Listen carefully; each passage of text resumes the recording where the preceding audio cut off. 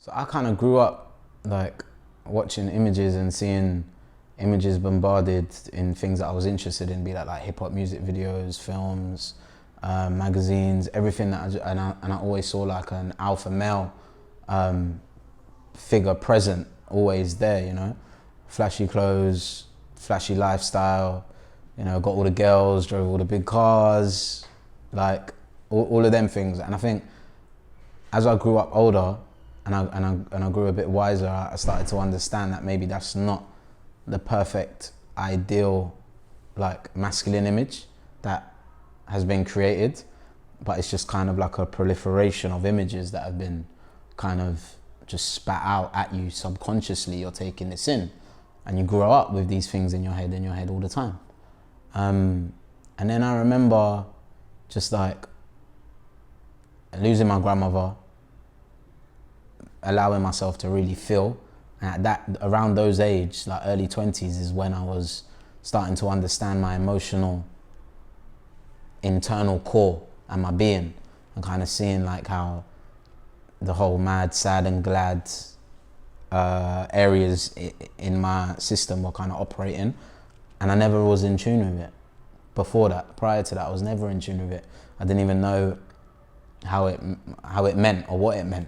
And I was just like, okay, now I'm starting to like, I don't know, grow up as a man and understand that there are certain things that I'm kind of dealing with and have to deal with behind closed doors, because you can't really go out there and speak about these things because it's not masculine enough. And I think that's what kind of toxic masculinity is kind of known for, you know, the whole idea of not being able to openly express and openly communicate sometimes how you're feeling about certain things, whereas that's all you really want at the end of the day sometimes. And some people are not there yet.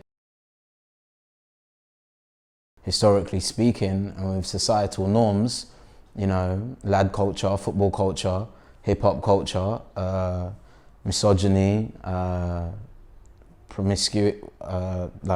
promiscuous nature of like a human, of a man back then within culture is like always spoken about and always there in your forefront. So young men growing up kind of idolize these people and still idolize them people as they get older, becoming older men. You've got a young child who's just been told certain things, not told the truth, it's just been told lies, yeah? And has grown up with this like images in his head that have been created by these people who have told him stuff, and starts to get older and starts to realize, wait, hang on, what's the actual truth? Why is there no one telling me the truth? And for me now, I'm sitting here where I'm trying to make truth my existence. Like anything that I do, I want it to be honest. Anything that I speak, I want it to be honest in regards to like what I'm feeling. And I think that's come from not being able to be told the truth about my own existence when I was young and when I was a child. So it's so important, no matter how hard it is for you as a parent, or how hard it is for you as a friend or a sibling or whatever, to always tell the truth to the people in your life. Otherwise, they're gonna grow up with images in their head and thoughts in their head that may not necessarily be true in regards to how you're feeling. Like I wouldn't be able to go on that journey, for example, in my early 20s or when I was a teenager, because I wouldn't really understand it. Yeah. And anytime my dad would have turned around on the phone and said, I don't want to see you, I would have been like, piss off then. Yeah, yeah. Do you know what I mean? Because I'll be like, well, that's how I deal with that. Yeah, yeah. Whereas me getting older, I was like, okay, I kind of get how you feel. Yeah. And I have to like allow you to, and it's hard. You know, it's really hard. It's hard in relationships to be able to do that, to put your ego aside and just let things be. But for the sake of like finding out something that is very important to your core existence, I think it's necessary. I used to think fame was this amazing thing when I was younger, that someone being famous is like amazing. And I'm starting to get older and I'm starting to realize, whoa, there's different types of fame. You know, there's controlled fame and there's fame where you're really famous for being yourself. You know, you're not famous for wearing a mask. Like you're not famous for, I don't know, the image that you show to the world. You're actually, like, 1 million people watched that documentary in this country, and they saw me at my rawest, and my most vulnerable, you know? It's hard walking into spaces sometimes where somebody knows you fully, but you don't really know them. And they're not really open to show themselves because they're not there. I feel seen, which is an amazing thing, which I feel like all of us sometimes are aspiring to, and to be heard. And it's amazing to share your story.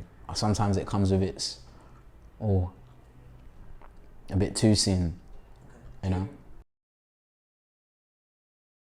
It's weird, sometimes you can open up more with strangers than you, more times, not even sometimes, a lot of the times you can open up more with strangers than you can with people that you have relationships with in your life already.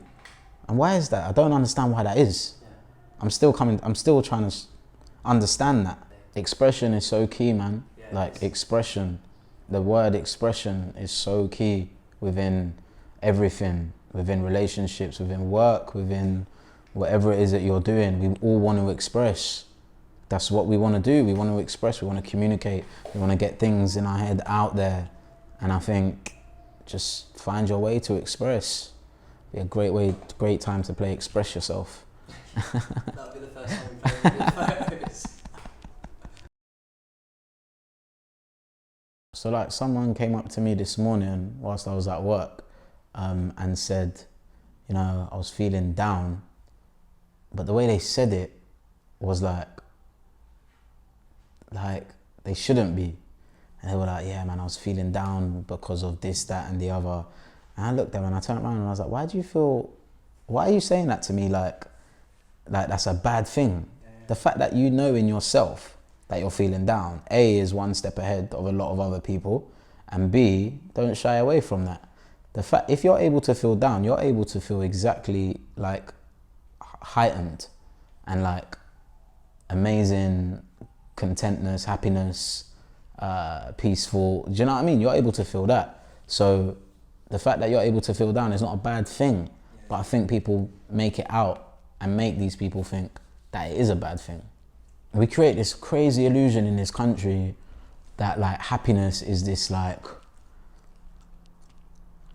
always laughing, always on the go, always socializing, always like, I don't know, man, always doing. Yeah, I feel like as a societal description of what happiness is. That don't work for everyone. That's not happiness for everyone. Happiness for other people can be something completely different. Solitude could be happiness for another person. Do you know what I mean? If you take, again, expression, if you take away someone's expression and their way of expression, what do you think that's going to do to them? Increase suicide rates, increase violence, increase conflict, increase all of this stuff. You can't take that away from a human being. You take away their freedom of expression. That's shit. And what I do think though is like this increased expression on social media through like using your digital thumb is not really expression, in my opinion, because you're not really internalizing it and you're not really expressing it out through your like vocal cords, and you end up writing as a different person and speaking as a different person. Kind of not the same people.